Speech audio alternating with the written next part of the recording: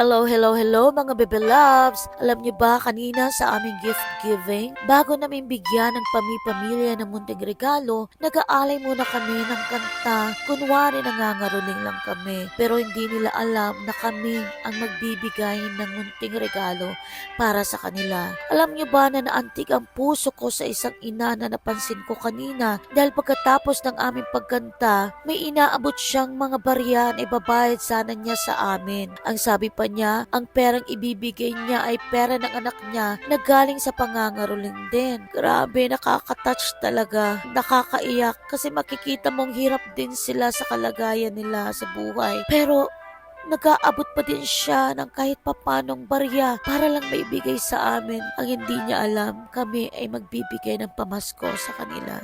Diba? Grabe, nakakaantig talaga ng puso. Hatag pa ni mo pinamasko sa mo anak ayaw naman. Thank you. Oh. Merry Christmas. Panginoon, ang tanging hiling ko ngayong Pasko ay kaligayahan ng bawat pamilyang ito at magandang kalusugan para sa kanila. Huwag niyo po silang papabayaan.